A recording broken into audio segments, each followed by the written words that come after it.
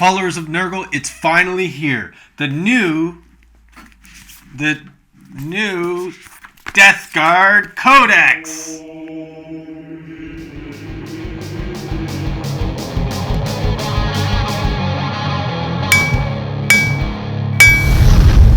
Anvil of War! Review Rollout! What's up, guys? We're back in 9th edition with the new Death Guard Codex book as it came out here in early 2021. I want to do a big thank you to Red Dragon, our sponsor, for getting me this book.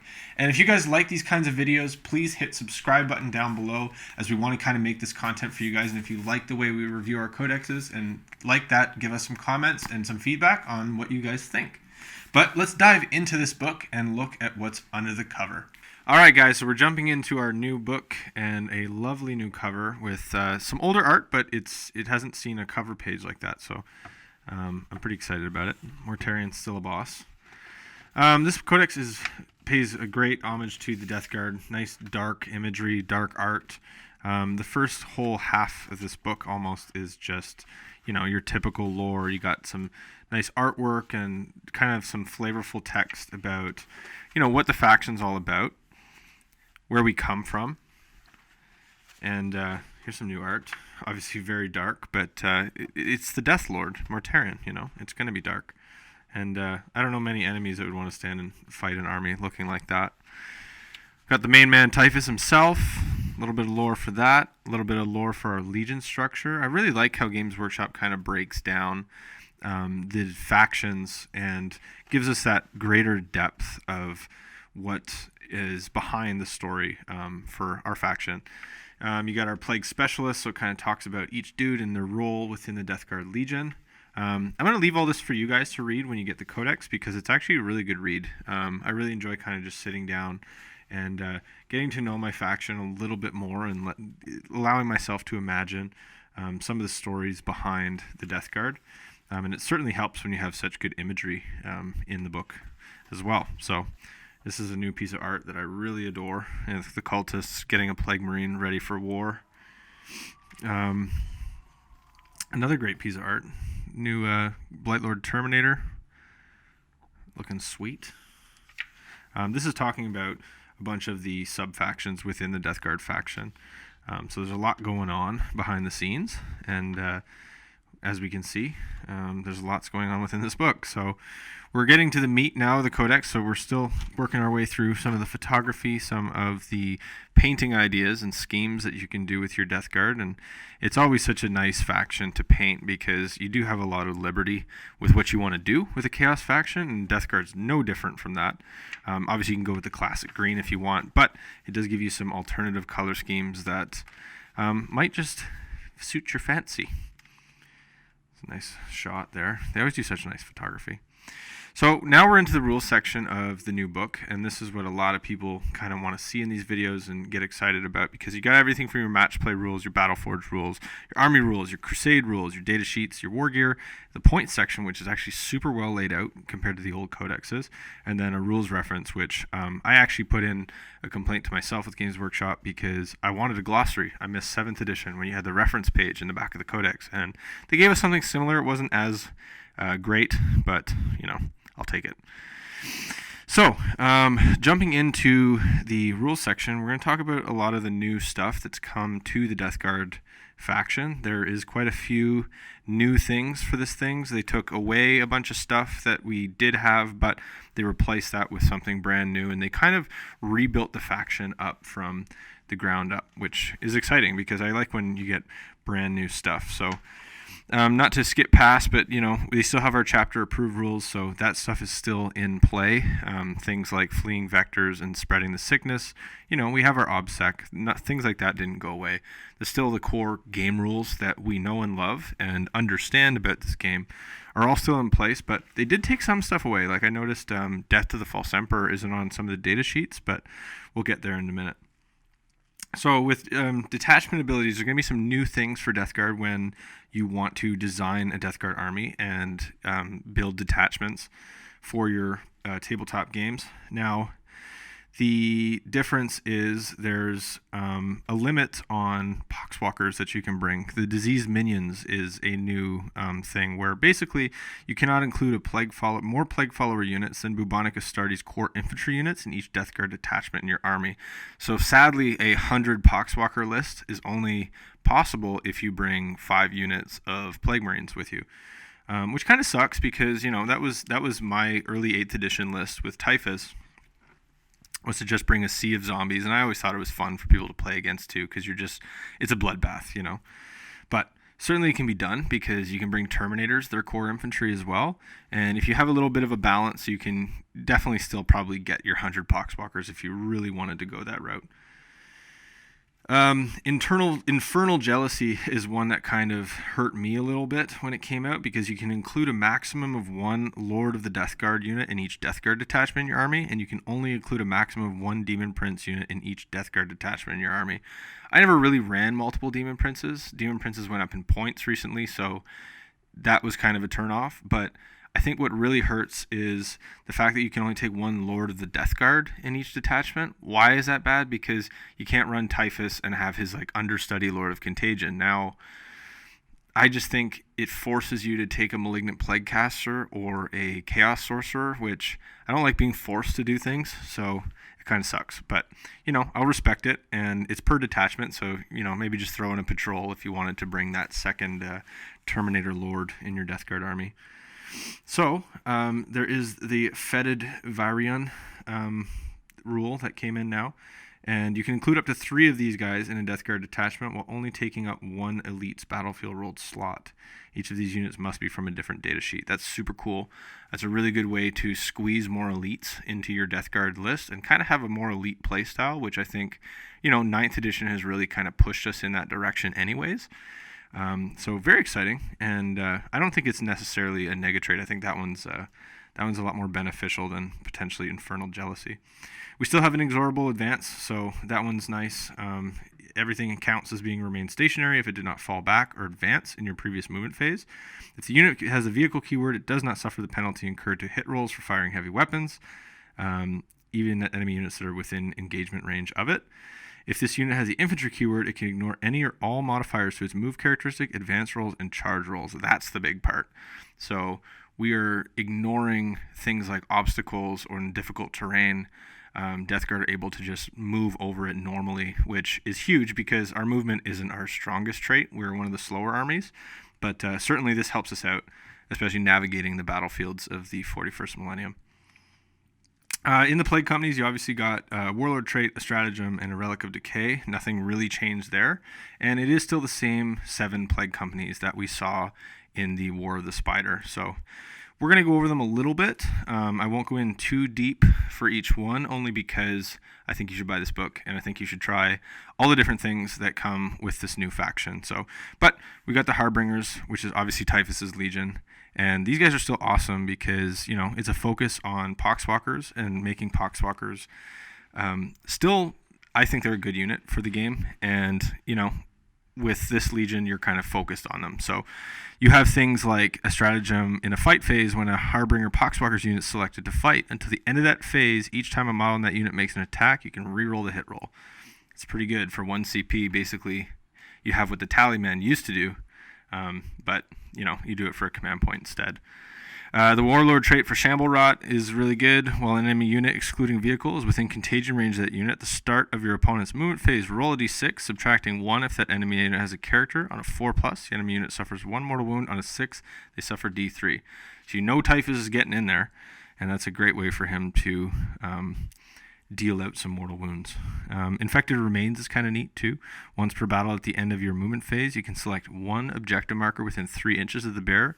While that bearer is on the battlefield, that objective marker has the Contagions of Nurgle ability and is considered to have all the same Contagions ability that the bearer has. That's a bit of a game breaker, I think, because that one basically shuts down an objective, and you have to do it within 3 inches of the bearer, but why not do the one in your deployment zone at the start of the game, to kind of dissuade your opponent from even wanting to be near that, let alone, get into combat range of your army. We'll go over some of the other ones. Obviously, you have the Inexorable, you have Mortarion's Anvil. You have the Wretch, the Poxmongers, the Ferrymen, and Mortarion's Chosen Sons. So you will notice some of these factions are a little bit different. A lot of them have the same named relics, and the stratagems are similar. You'll notice that the stratagems have different colors now, which I thought was interesting because I didn't really understand it at the beginning, but there's different kinds of stratagems. Like there's battle tactics, there's epic deeds, there's requisition stratagems, and there's war gear stratagems, and they're kind of color-coded, and I actually think it's kind of helpful. At first I didn't understand it, but Games Workshop's doing just kind of subtle ways of organizing that is helpful for both us as players for reference, and just for newer players to either recognize the difference between what kinds of stratagems are out there. We'll talk more about that when we get to the stratagem section, but for now, we'll keep talking about our plague companies. So one thing I noticed is they took something like the Poxmongers, who had the Ironclad Furnace. Now this was a stratagem, or a relic, that was super powerful near the end of 8th edition, giving a 4-up invuln to demon engines nearby. As we know, demon engines have received a buff to their ballistic skill and their weapon skill, and in such a turn of events, the Ironclad Furnace is now reduced to only influencing one demon engine at a time. I get it. That was a super strong relic back then, so I think they just kind of toned it down a little bit. They are trying to balance the game, which I get. So, but there's a lot of things like the Ferryman Scythe, for instance, which was a great relic for the Ferryman. And it's still a great relic, I believe, because now they've kind of taken Man Reapers and given them 2 different kind of fighting profiles. So you can either cleave or you can scythe. And I think that's a really fun way to kind of role play with your Death Guard Terminators, with your Lord of Contagion, whoever might be wielding that kind of weapon. It's going to be super fun. So moving forward. That's kind of all I'm going to really say about plague companies for now. I really want to try a couple of these out on the tabletop and see how they all differ and have changed from the War of the Spider. It's exciting because there's a lot of new content here and new combinations to try, especially with some of the data sheets and stratagems that we are seeing in the Codex up ahead. So we have the stratagem section, and like I talked about, they are colored differently. So you have your battle tactics, you have your epic deeds stratagems, you have your requisition stratagems, and then you have your war gear upgrades. A lot of these are played at different parts. Like obviously battle tactics are played throughout the game. Epic deeds are played mostly on characters. Requisition stratagems are a lot of the time before the battle. And then war gear stratagems specifically affect types of units with certain types of gear. So it's not that difficult, and it's actually super helpful in just like a visual reference. So thanks G-Dubs for doing that. I like it. It's a good change. We see a lot of the same stratagems from the old edition. So we have Trench Fighters, which gives you your +1 attack with Plague Knives with Plague Marines. We see Fire or Fever for Hellbrutes have a slight change, but getting +1 attack to your hit roll and your wound roll is big for Hellbrutes, and I think Hellbrutes are going to make a little bit of a comeback from where they were at, especially when we go and look at their data sheet in a minute. I really like the Epic Deed stratagems because it really kind of gives your heroes a huge boost in whatever they might be doing, like the Diseased Effluence stratagem. Use this in your command phase. Select a Death Guard character model from your army, excluding demon models, and one enemy unit within engagement range of that model. So let's say Typhus is in combat. That model suffers a mortal wound, and then you roll a d6. On a 2+, the enemy unit suffers 2d3 mortal wounds. That's a huge mortal wound bomb. If the enemy unit has a character keyword, excluding vehicle units, it suffers d3 mortal wounds instead. So, I mean, that seems great, especially if you want to maybe free up your Lord of Contagion, your Lord of Virulence, Typhus, what have you, right at the start of your turn, or, you know, you'll just finish them off maybe with a smite in your psychic phase. That's a strong one. I can see that one being used a lot. It's only 1 command point. Bit of a joke. We got obviously the requisition stratagems. Now these are cool because it's all before the battle, and I think there's one more on the other side. Yeah, I like Grandfatherly Influence. This one's for Chaos Spawn, giving them +1 toughness, and it gives them Disgustingly Resilient for 1 command point. That's if you want to run a unit of 3. If you run a unit of 4 or 5, you got to pay 2 command points for that. But I think that's cool, and you know, there's some playability with our Chaos Spawn that have kind of been swept under the rug in recent times. You have these strategic ploy stratagems. Now, these are used throughout the battle at different times. Obviously, things like Putrid Detonation, where you're just blowing up your vehicles. You got Cloud of Flies, which has changed a little bit. It uses stratagem at the start of your opponent's shooting phase, which is helpful. Select one bubonic Astartes unit from your army at the end of that phase. Each time an enemy model shoots, if that unit is not the closest eligible target or within 12 inches of that model, then until that shooting is resolved, that model cannot target that unit. In addition, until the end of the phase, if the selected unit has the bodyguard ability, it loses that ability. If the selected unit has a Terminator keyword, the stratagem costs 4 CP. Otherwise, it costs 2. So you're not able to do it on your Death Shroud Terminators anymore, because that was a way of hiding them and absorbing wounds for Morty. So they kind of took that away from us a little bit with Cloud of Flies, but Cloud of Flies is still great on a big unit of Plague Marines, for instance, when they're behind a shield of Pox Walkers. So, they give a little bit and then they take. So I'm good with it. You got your war gear upgrades. These are great. Virulent Rounds is still here, so use the stratagem in your shooting phase. When a Death Guard core unit from your army is selected to shoot, until the end of the phase, bolt weapon models in that unit are equipped, but you have the plague weapon ability, so that's huge. Giving your bolt weapons plague weapon ability. There's rerolls associated with plague weapons, and the sheer weight of fire that we see with Inexorable Advance is huge. And I'm really happy with that. So, it's not Inexorable Advance. Sorry, I meant to say Malicious Volleys. So that's our 4 pages of stratagems. We're doing pretty good. I would say we're doing a lot better than we did in the Codex with 8th edition, when we only had 2 pages, and then they gave us like 3 more pages with War of the Spider, and it was too much. So I like how they've organized it, obviously with our color-coded, and there's enough there to have a lot of replayability. So something brand new to us is the Deadly Pathogens, and I think these are super cool, because basically what it is you take a Death Guard character model or a bubonic model that has the champion keyword in their profile. That's cool because you can give your Plague Marine sergeants, your Terminator sergeants, an upgrade to whatever their weapon is, and you can modify it from anywhere from 20 points to 10 points. There's 7 different upgrades that you can do. Some of these are just as simple as increasing the armor penetration. Some of these are the target does not receive the benefit of cover. So, you can do these before the game starts, and in doing that, you can tool up your guys how you might need to, depending on your matchup, depending on your opponent, depending on what kind of mission you're playing. And there's a lot of combinations in here, I think, that I haven't yet explored, especially because you can also add them to relics, which, we're going to see what we can do with Deadly Pathogens in the future. It's a very exciting and new development for the Death Guard Codex. Up next, we got our Warlord Traits. A lot of these haven't changed in terms of name, but the actual rules associated with them are a little bit different. You got things like Revoltingly Resilient, which used to be +1. Now it just gives you the old Feel No Pain, because as we know, Feel No Pain for Death Guard as it was is no longer there. So this gives you your Warlord a 5-up Feel No Pain, which is exciting. You got Living Plague. While an enemy unit is within 3 inches of that Warlord, that unit cannot be affected by aura abilities. So you can take away those Space Marine Captain rerolls. You can take away certain buffs. That's a very powerful one, I think. You got Hulking Physique, which adds 1 to the wounds characteristic of the Warlord. Each time an attack is made against this Warlord, an unmodified wound roll of 1 to 3 for that attack fails, irrespective of abilities of that weapon or the model making the attack may have.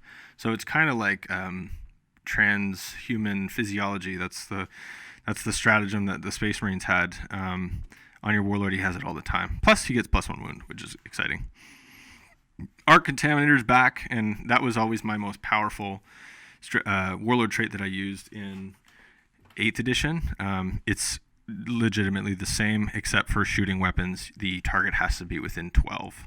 So our 5th Warlord trait is Rotten Constitution. Now, this is a new one. So +1 to the toughness characteristic of your Warlord, and each time an attack with an armor penetration characteristic of 1 or 2 is allocated to the Warlord, the attack has an armor penetration characteristic of 0 instead.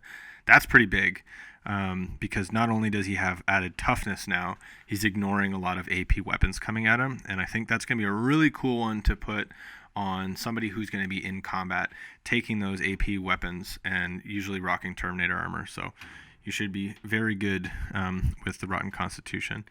You got Foul Effluence, which is an aura, and this kind of plays on the new Contagions of Nurgle ability. While an enemy is within 6 inches of this Warlord at the end of your turn on your movement phase, roll 1d6 for that unit. On a 4+, that unit suffers a mortal wound. My bad, I'm thinking about the spell in the Psychic tree, so it's not what I thought it was with the Contagions ability, but it's a good way of just delivering some mortal wounds. It actually reminds me a lot of the Living Plague from 8th edition, where it was Lord of Contagions had an ability or something that did mortal wounds. I always forgot to play it, and there's a lot of missed opportunities with that rule. The relic section is really good.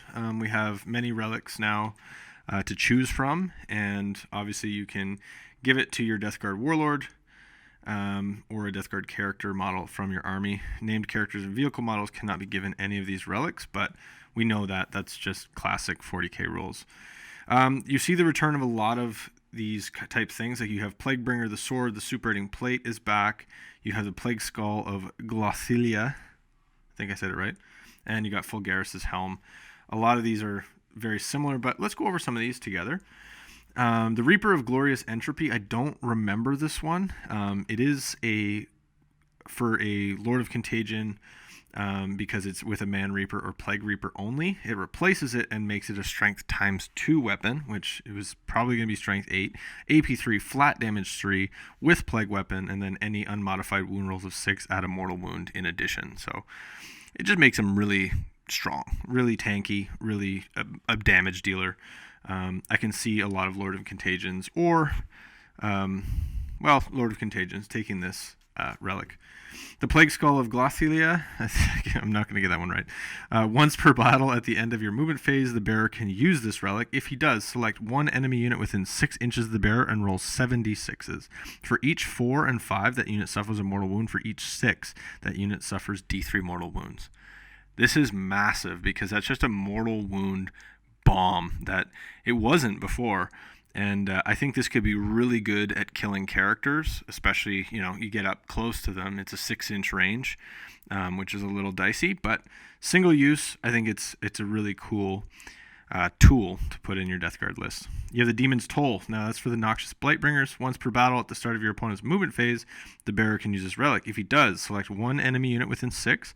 Until the end of the phase, each time that unit is selected to fall back, roll 1d6. On a 2+, that unit cannot fall back and must remain stationary instead.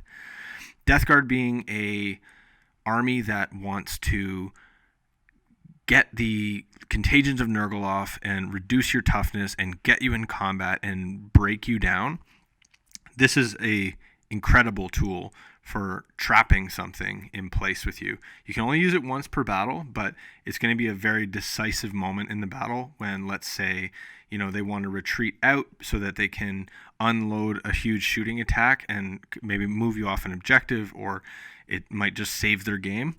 This on a 2-up holds them in place, stops you from being shot. There's a lot of good stuff with this relic, and I would not be surprised to see this in a couple lists, especially with the Noxious Blightbringer now. He is different than how he used to be, and we'll go over him when we get to the data sheets. Fulgaris's helm is pretty much the same. Add 3 inches to the range of the bearer's aura abilities to a maximum of 12 inches, so that's helpful. Especially on some of your support characters, are really good with Fulgaris's helm. I'm thinking the Plague Surgeon, because he's given off a Feel No Pain that we no longer have, and increasing his range of that ability is great. The Putrid Periapt, the Malignant Plaguecaster or a Terminator Sorcerer can take this.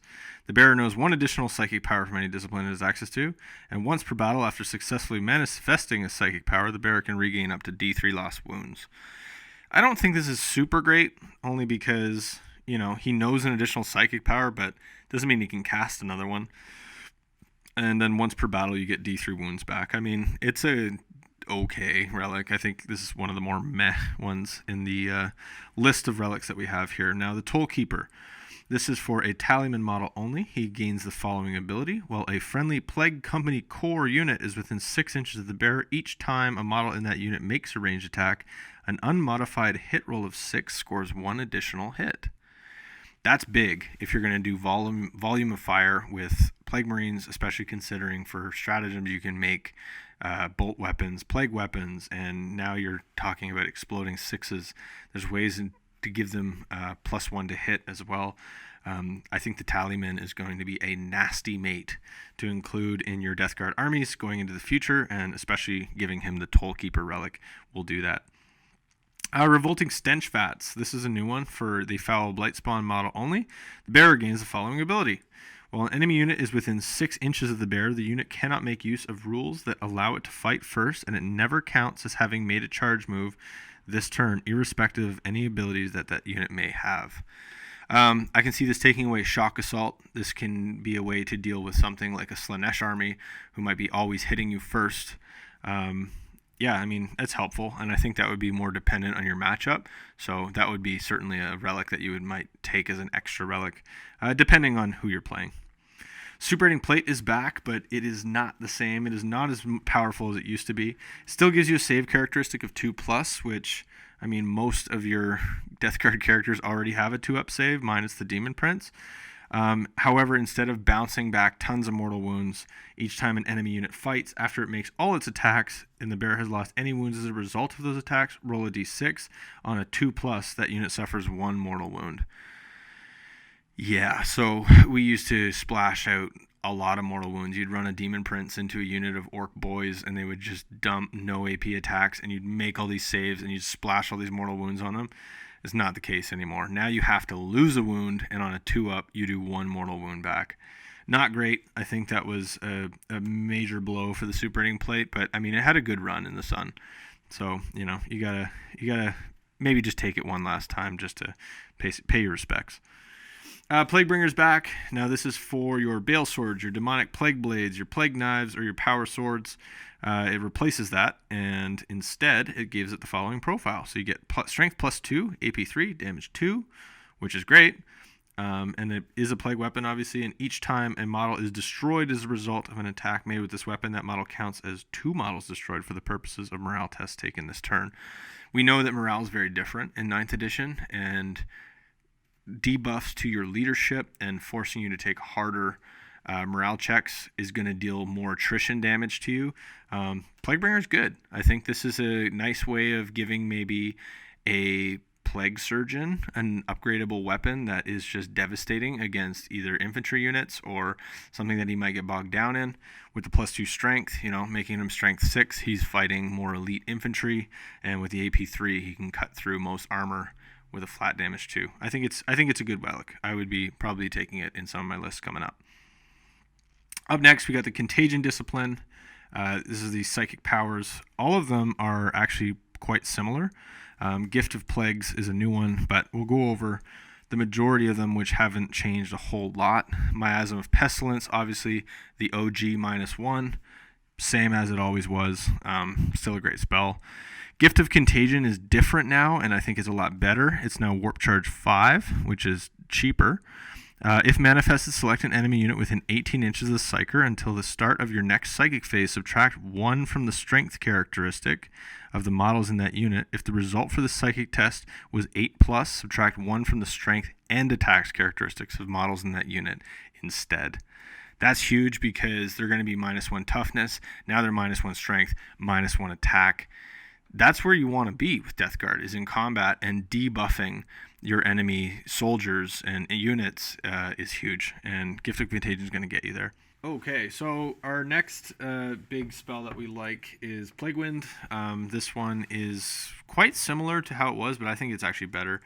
It's a Witchfire power. Plague Wind has a warp charge value of 6. If manifested, select 1 enemy unit within 18 inches and visible to the Psyker. Roll 1d6 for each model in that unit, and for each 6, that unit suffers a mortal wound. If the result of this psychic test was 9+, that unit suffers a mortal wound on the roll of each 5+ instead. This is still great for your big units of infantry. It's a great anti-horde spell, and certainly with the higher casting roll, it's even better on a 5+. Like, I can see this dealing a lot of mortal wounds out. I like that they've kind of taken Death Guard and they've made them more of an aggro faction. We're able to deal a lot more damage a lot easier, And obviously we can't take damage like we used to, but we're still quite resilient just with our high toughness. So I like Plague Wind. I still think this is a good one if you're going up against large units of 20 or more of infantry. What be you? Definitely taking that one during the game.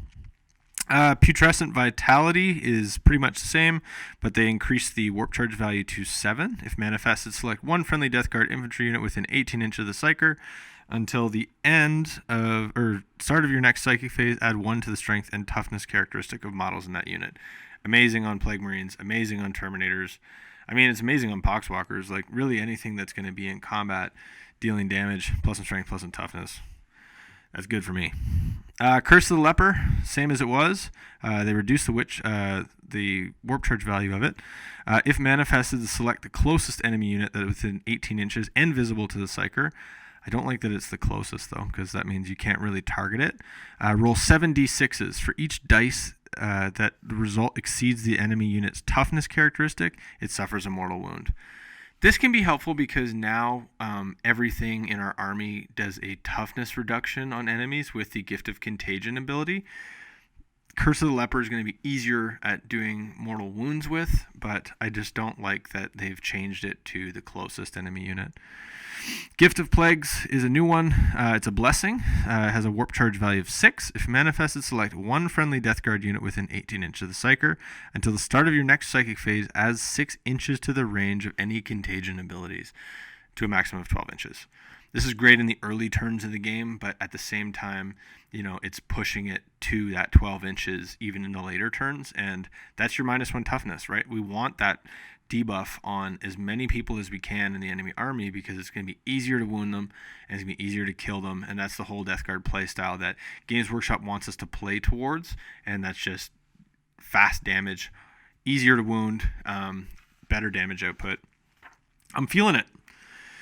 We got Crusade Rules. So Crusade isn't a system that I'm super familiar with. It seems super narrative, and I really wish I had more time to play Crusade because that's not to say I'm not going to, but it certainly looks great. There's a whole plethora of rules in here. You have agendas. You have your spreaders of disease. There's requisition. This is a whole game system that if you want to keep playing consistently with your friends and building a story with your army, certainly I think you should be playing Crusade. I'm just going to skim through this section because I don't want to muddle any of the stuff that's here, and I don't want to just read it off to you. So I'm going to let you guys explore this on your own. There's things like battle traits and chaos boons. There's lots of tables, and I'm going to look into this a little bit more on my own, but I know as of right now, I just don't have the time, so I'm hoping to get some Crusade in. If you're playing Crusade, leave a comment down below and let us know how your Death Guard Crusade is going because it looks super fun. Okay, so onto the data sheets. This is the real meat. I think this is the part that everybody's looking forward to the most because we are seeing significant changes with some of the units in our army, especially Plague Marines and our Terminators getting +1 wound. Those are big. So obviously you get the Plague Company keywords. Choose your Plague Company. Everybody gets that. It's pretty straightforward. War gear is listed. Plague weapons are throughout the codex, so you're rolling 1s to wound with plague weapons.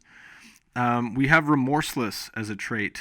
So each time a combat attrition test is taken for this unit, ignore any or all modifiers. So that's great because you're not going to be suffering horrific losses on your expensive units of guys if forced to take leadership checks and fail. So I like Remorseless. Remorseless is good. You got Malicious Volleys too, so the shooting model's target was within half the weapon's range if they remain stationary or if their shooting model is a Terminator. For the purposes of this ability, a rapid-fire bolt weapon is any bolt weapon as defined on page 88 with the rapid-fire type. Now, the major change, obviously, that everyone was upset about was the Disgustingly Resilient. Each time an attack is allocated to a model in a Death Guard unit, subtract 1 from the damage characteristic of this attack to a minimum of 1. I think this is great for our Plague Marines and our Death Shroud Terminators and our Blight Lord Terminators because we were always suffering from damage to weapons and autocannons and, things like that. They've just brought that down to -1 damage. We don't get that secondary save that we always had, which was true to the Death Guard army, but it's going to speed up our playstyle. And I actually think just with the toughness characteristic being high and now being -1 damage across the army, it's going to translate to a similar ratio of resilience. So I'm excited for it. I haven't seen it in action a ton just yet because this is obviously just out today, and I'm trying some new games with this new army, and so far I'm impressed. I like the aggressive playstyle. I think they've changed Disgusting Resilience so we're not just sitting in the back camping and tanking saves. The Games Workshop wants us to kind of get more involved with the game and play a more aggressive playstyle with Death Guard, and I'm all about that. Coming from a Khorne army, this feels great. So I don't think it's necessarily a bad thing. I think it's very different, and I think it's good to embrace change. So wherever you're at with your Death Guard army, don't despair, because we have an icon for that. It costs 10 points. All right, so the Contagions of Nurgle ability is the another major change to how the Codex works. If every unit in your army has a Death Guard keyword, excluding unaligned units, this unit gains the following ability: Nurgle's Gift of Contagion. While an enemy unit is within contagion range, this unit subtract 1 from their toughness characteristic of the models in that enemy unit. This is insane because it's going to just mean everything that we have is going to be wounding easier. And we're going to talk about Mortarion when we get there, but you can see the battle round number and the range of that contagion. So on turn 1, it's only 1 inch. So unless you're in engagement range, it's not in effect. But I mean, turn 1 charging guys are going to suffer. Turn 2, it jumps to 3. Turn 3, it jumps to 6. And then 4, battle round 4 and beyond, it's a 9-inch range, meaning we're really debuffing a lot of stuff on the table right now. And that's helpful because, it might be a vehicle or what have you, and we'll be okay. Other than that, you got Teleport Strike, which is fairly straightforward. Terminators do what they got to do. Okay, so we're into the data sheets now. There's not a whole lot of new stuff, but we're going to skim through. You got your Demon Princes. They're pretty much the same. Obviously, they've lost their 5-up Feel No Pain, but instead it's -1 damage, which I think is great for Demon Princes because they're still not targetable, being only 8 wounds. So, Lord of the Death Guard, they're giving rerolls, just like Typhus is now giving rerolls, which is exciting because before you had to pay command points for it for some reason, and now he's a Lord of the Death Guard, so he gives off his rerolls of 1. Major things to note with Typhus is he's up on attacks, up to 6 attacks, which is exciting. I am noticing that there is no Death to the False Emperor anymore, and that's a shame because I was one of those Chaos players that never forgot Death to the False Emperor. But I'm also noticing that we don't have Hateful Assault, so I think our +1 attack is missing, and someone correct me if I'm wrong in the comment section, but I'm not seeing it. It wasn't under our data sheets. It wasn't under the abilities for the faction, and I'm looking at the data sheets, and I don't see it either. So I'm thinking that we no longer have +1 attack on the charge, which kind of sucks because Typhus would have had 7 attacks on the charge. Like, come on, that's thematic, man. Typhus still gives off some good buffs to obviously his Pox Walkers. He's giving them +1 strength. It's good to note now that Pox Walkers are just toughness 4 anyway, so he's not giving them +1 strength and toughness anymore. He's just giving them +1 strength. At the start of your command phase, you can select 1 enemy unit within 6 inches of this model and roll a d6. On a 2-up, that unit suffers d3 mortal wounds. Obviously, Typhus is throwing out mortal wounds, kind of like crazy with the d3 mortal wounds, but you think back to the stratagem of, what was it called again? The diseased Effluence. Like, you got Typhus in combat. This guy can deal almost like 10 mortal wounds to somebody. It's going to get weird. And I love Typhus a lot, so I'm excited to see him back. And his Mastercrafted Man Reaper now has 2 different striking types. So depending on how you want to play it, you can make 2 rolls instead of 1 with Typhus with 12 attacks. Is pretty crazy against infantry. Or you can go for the big swings at strength +3, -3, flat damage 3. So, I mean, he's hitting on 2s. He's doing pretty good for himself. I'm liking Typhus. I'm liking where he's at. he can obviously be included in any plague company that you decide to take, but he's always going to be Heartbringers. So, I mean, Typhus is back, baby, and he's doing good for himself. You got Death Guard Chaos Lords, which is super fun. They finally fixed it and gave them toughness 5. They do have Disgusting Resilient too, so they can actually be modeled and fit into your army with proper rules.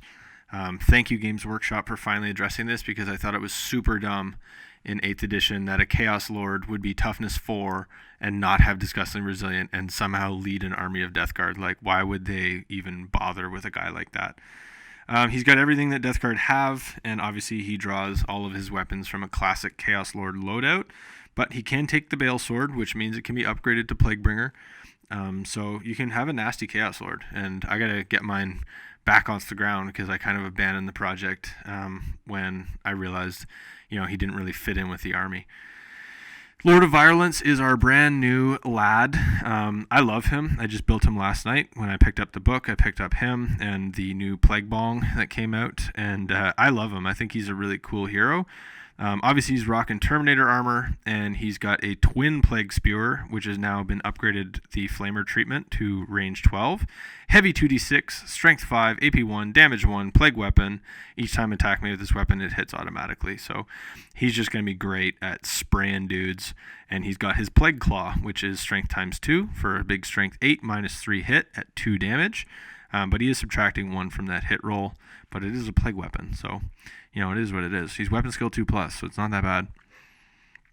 He's Lord of the Death Guard, so he's giving off rerolls just like the Chaos Lords, like Typhus, like the Demon Prince. He has a 4-up invuln save, so he's very tanky. He is Master of Destruction Aura. While a friendly Plague Company core unit is within 6 inches of this model, each time a model in that unit makes a ranged attack with a plague weapon, an unmodified wound roll of 6 improves the armor penetration characteristic of that attack by 1. That's great. I mean, why not? Take it. And it's Company Core, which is a little rough, but I mean, that's Hellbrutes, and he kind of fits in with the whole destruction thing. There is a stratagem that is specific for him called Blight Bombardment. Use the stratagem in your command phase. If a Death Guard Warlord from your army is on the battlefield, select 1 point on the battlefield and place a marker on that point. At the start of your next command phase, roll 1d6 for each unit within 6 inches of the center of that marker, adding 1 for the unit if it's rolled is an infantry model, and subtracting 1 if it's a character. On a roll of 2 to 6, that unit suffers d3 mortal wounds. On a 7+, that unit suffers d6. The marker is then removed. If your Warlord has the Lord of Violence keyword, this stratagem costs 2 CP, otherwise it costs 3. You can only use this stratagem once. So, I mean, he's kind of like this artillery captain, if you will, and I like it. I like the flavor. I like that he's got 6 wounds and 5 attacks. He's quite beastly, and he's got a flamer, so he's pretty cool. Lord of Contagions are still here, and now they got 2 different hitting profiles with their Man Reapers, which are fun. The Plague Reapers are just strength times 2, AP 3, damage 3, but they now have -1 to hit, which kind of sucks, but it's okay. They have an Orb of Dissation, forgive me, Grenade 3d3, strength 4, AP 1, damage 2, blast, plague weapon, and the bearer can only shoot with this once per battle. It's just cool. The Lord of Contagion never had a ranged attack of any kind, so giving him this cool grenade that he can use once per battle, I like it. He's the same thing, so he's adding 3 inches to the contagion range of all contagion abilities this model has, so that's up to a 12-inch -1 toughness bubble around him. He's also got a 4-up invuln, and he is rerolling 1s for any core infantry around him. You got your Death Guard Sorcerers now, and only in Terminator armor, but they are toughness 5, and they do not... Oh, no, yeah, they do. They have Disgusting Resilient. They got Contagions and Nurgle, so they also fit in, and you got them in Terminator armor, which is great.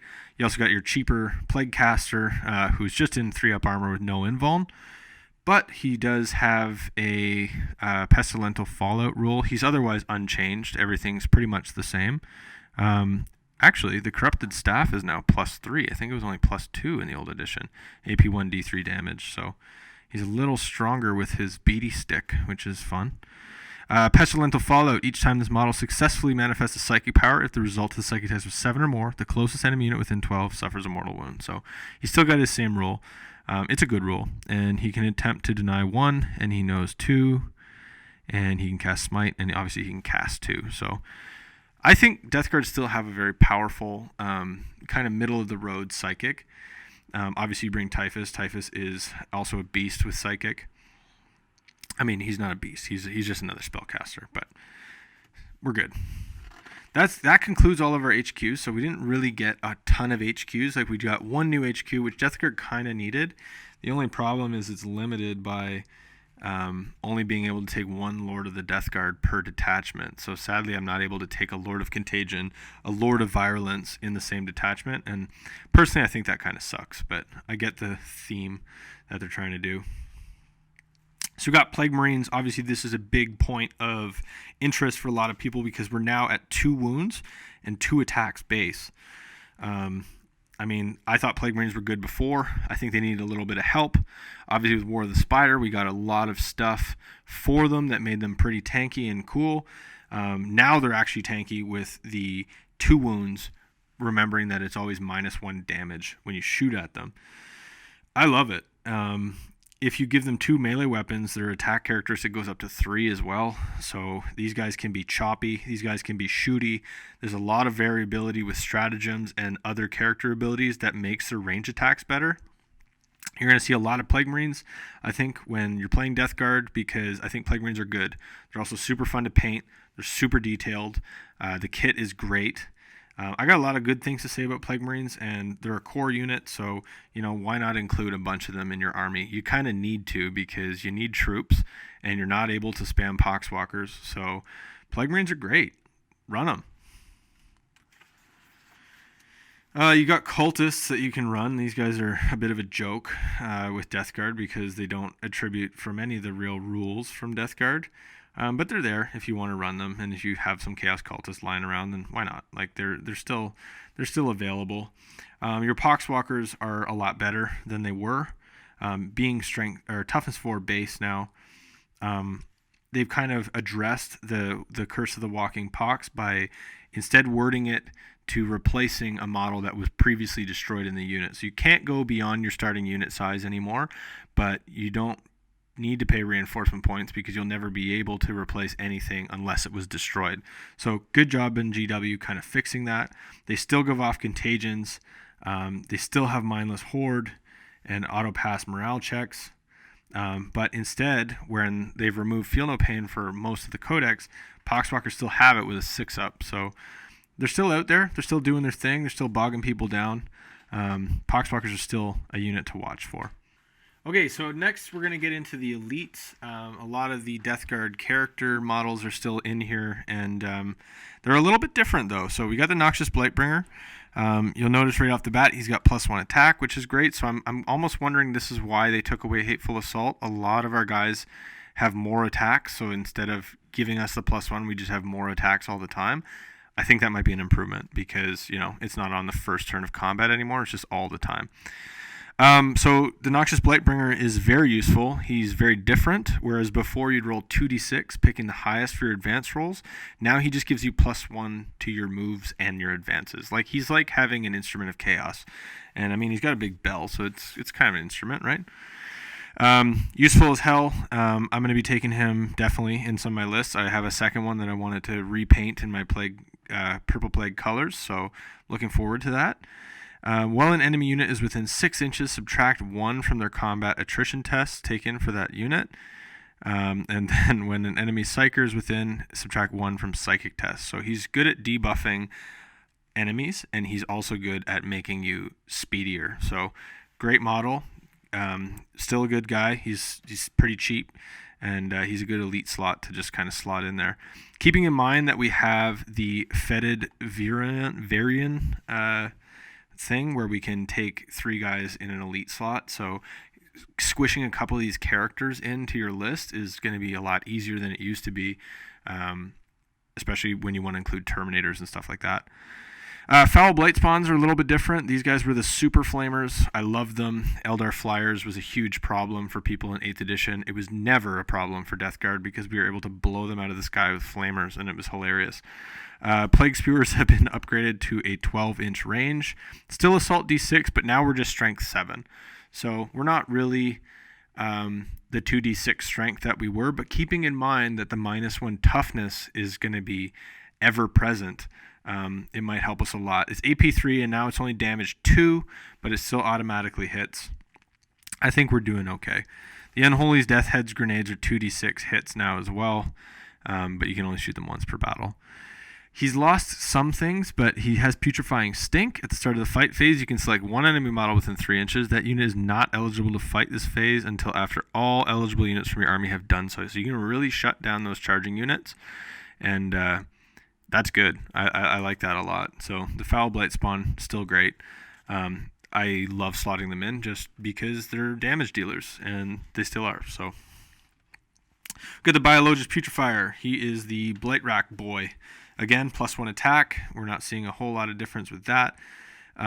He is increasing the armor penetration of Blight Grenades with a -1 AP and a damage characteristic of 2. So the AP is a trade-off for the +1 strength. I think because you have Plague Weapons and you're probably going to be doing rerolls, the Biologist Petrifier is super helpful, and I think the AP -1 is good. Yeah, I mean, I need to try him out. He's got the Foul Infusion. Once per turn at the start of either your charge phase or fight phase, you can select one friendly Plague Company core unit within 6 inches of this model till the start of your next command phase. Each time a model in that unit makes a melee attack with a Plague Weapon, an unmodified wound roll of 6 inflicts a mortal wound on the target in addition to normal damage. Each unit can only be selected from this ability once per turn. Yeah, he's great. There's a lot of going on there. He's a little bit more expensive than your Noxious Blightbringer, but he's going to increase your damage output, especially with your Plague Marines, or your Terminators, really, because they're core as well. The Tallyman's a little bit different. He's no longer chugging a deep reroll. Instead, what he does is he's got his +1 attack, like everyone else. In your command phase, this model can tally one friendly Plague Company core unit within 6 inches of it. Until the start of your next command phase, each time a model in that unit makes an attack, add 1 to that attack's hit roll. Each unit can only be tallied once per turn. This is huge because that means Plague Marines, that means your Terminators are going to be hitting on 2s with the Tallyman nearby. And I think that's amazing. It's nothing that you have to roll for. You don't have to spend command points for it. He just gives you +1 to hit on someone within 6 inches. Super powerful. At the start of the command phase, this model's on the battlefield. Roll 2d6. On a roll of a 7+, you gain 1 command point. So before he was giving you command points back on the roll of a 7, now he's basically giving you an additional command point at the start of your turn on a roll of 7+. I think that he's been majorly improved.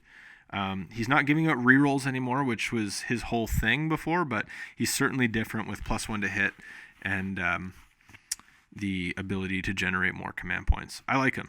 He's good.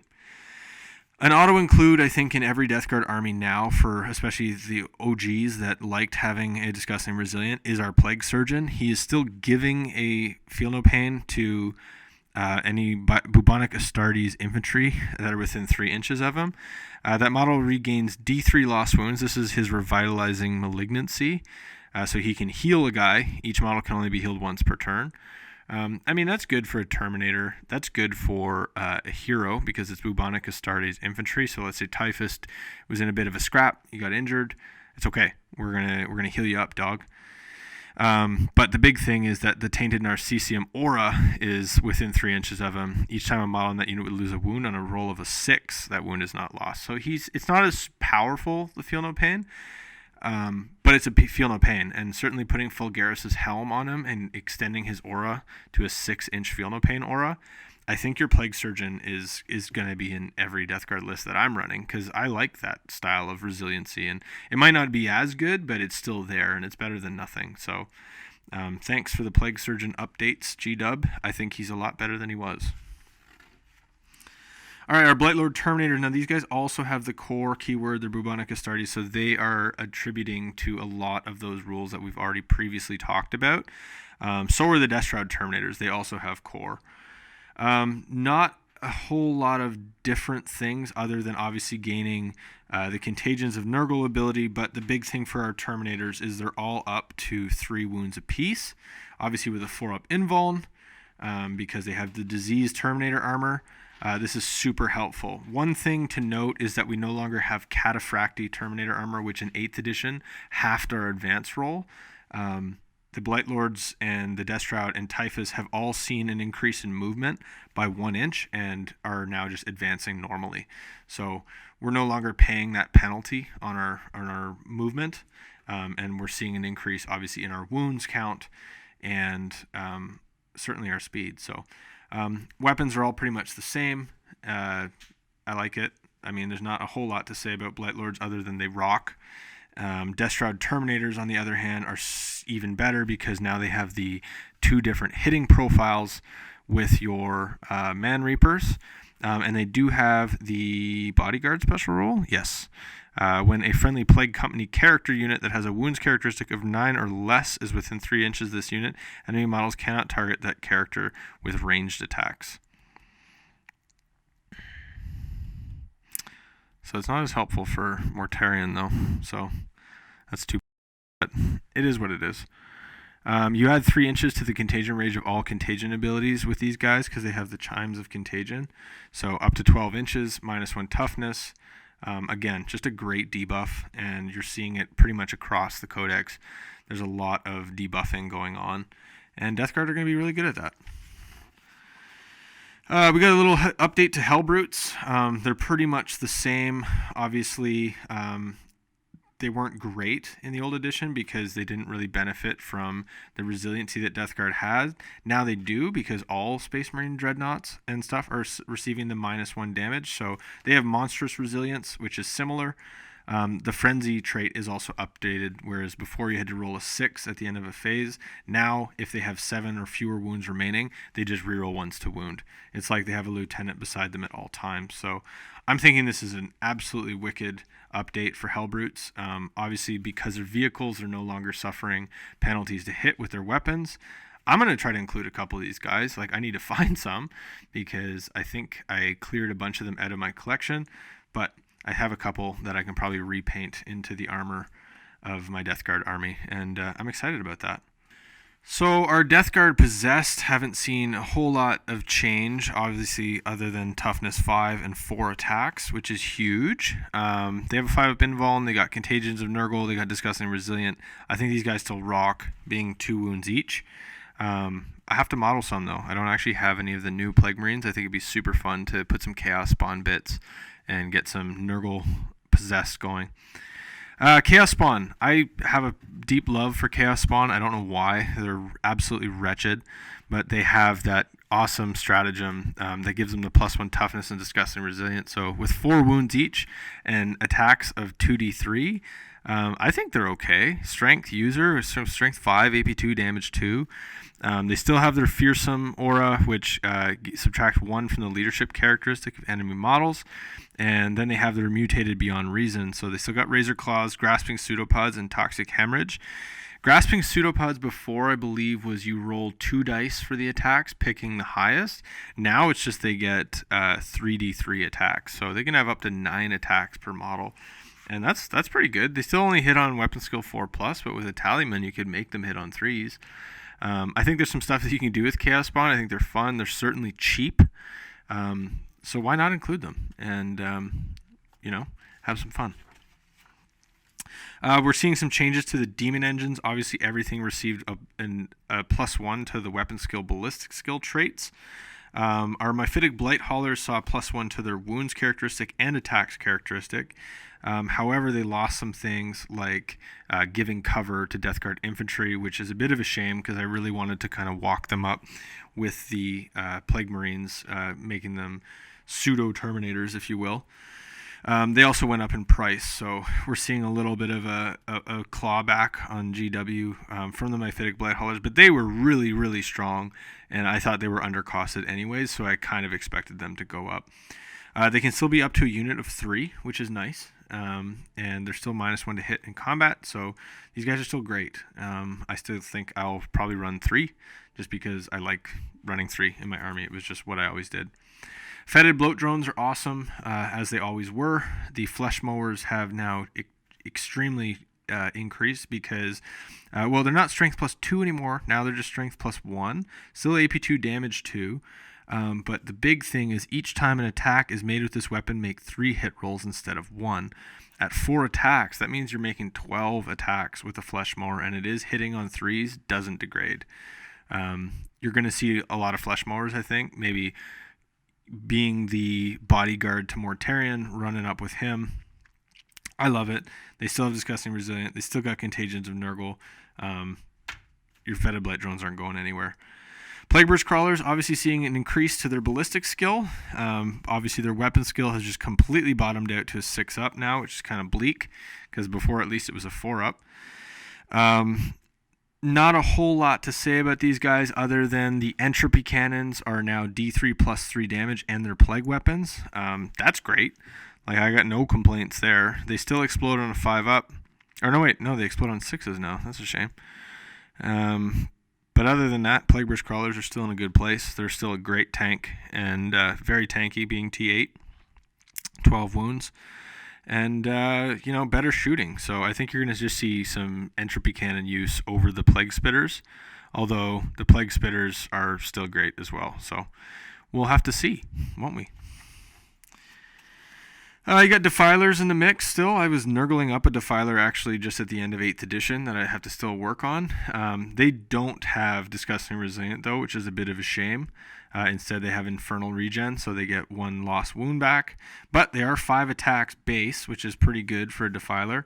Their ballistic skill, weapon skill, both starting at 3 but degrading to a 5-up.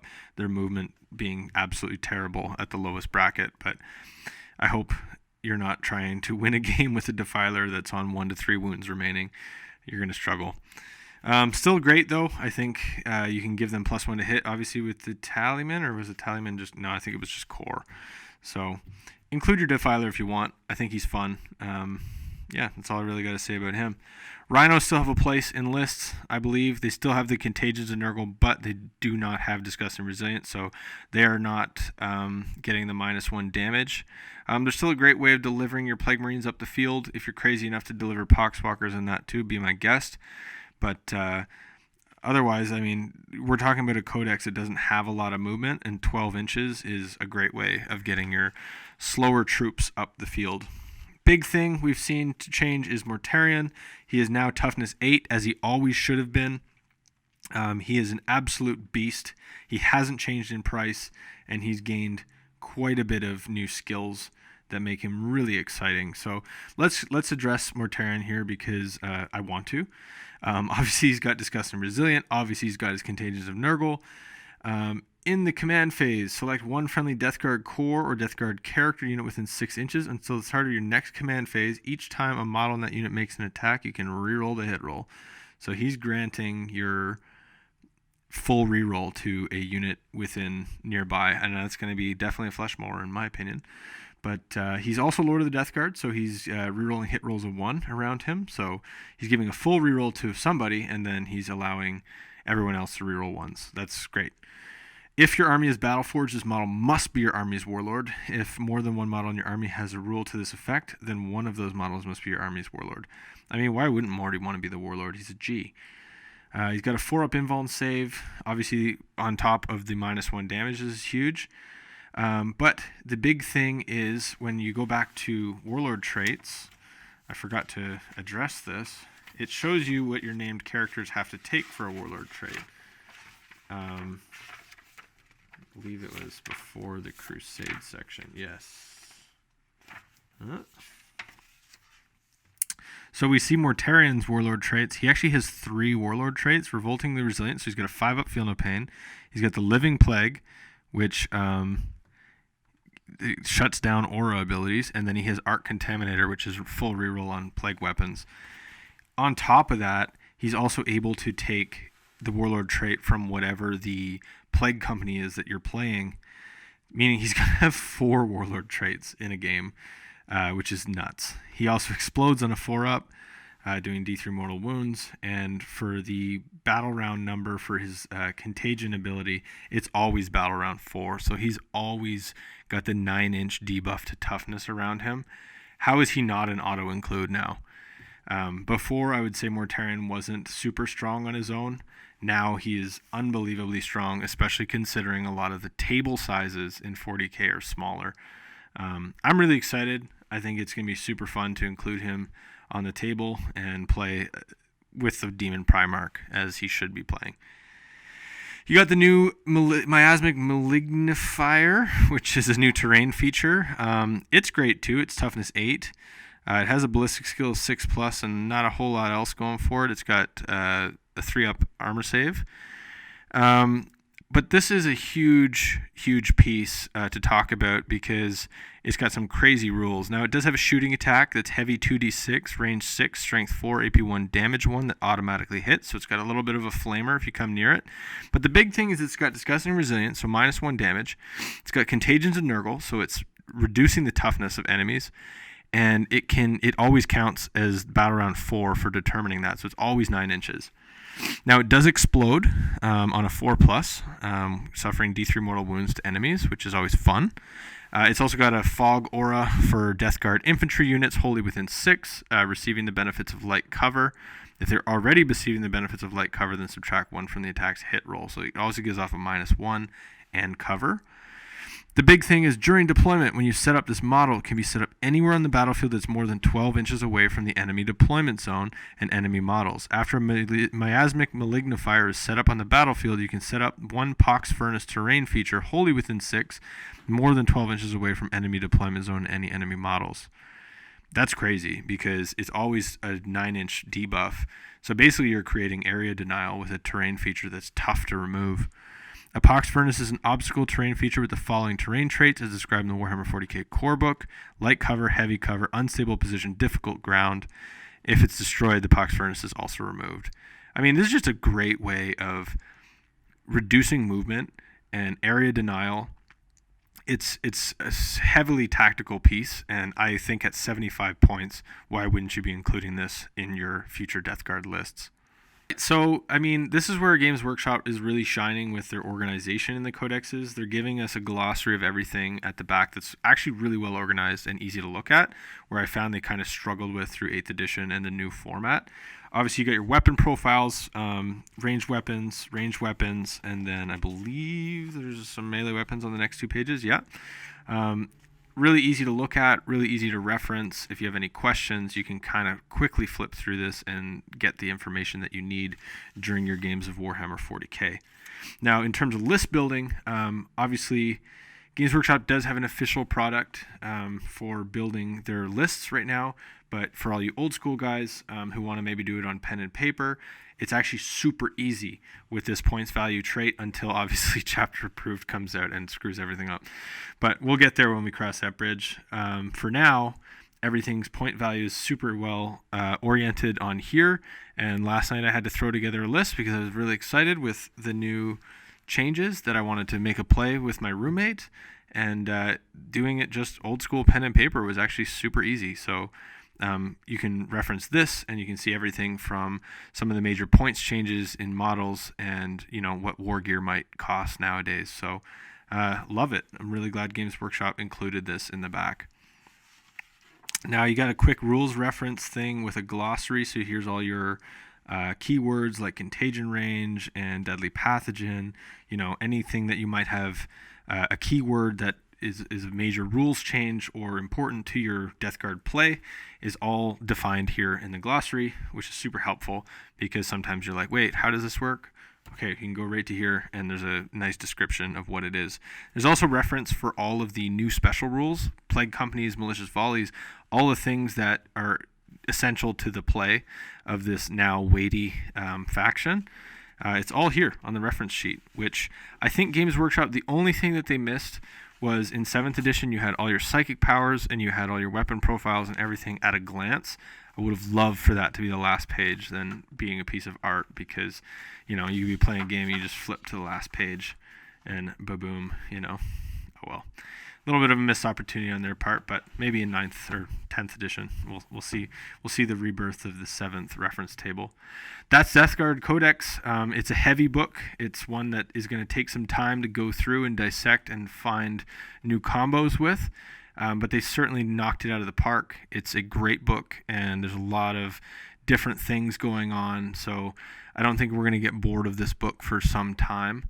And I really thank GW for updating some of the things that they gave us that were issues from the past edition. So I'm excited. You get a big thumbs up from me, and thanks for watching. Sponsored by...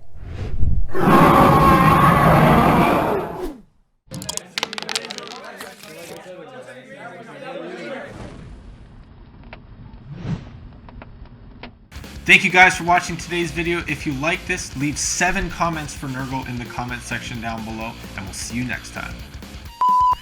Alright, I'm not seeing like any new stuff in this codex. Like, what a ripoff. What is Games Workshop trying to sell here? There's nothing in this book that's different. Guys, what am I supposed to do with this?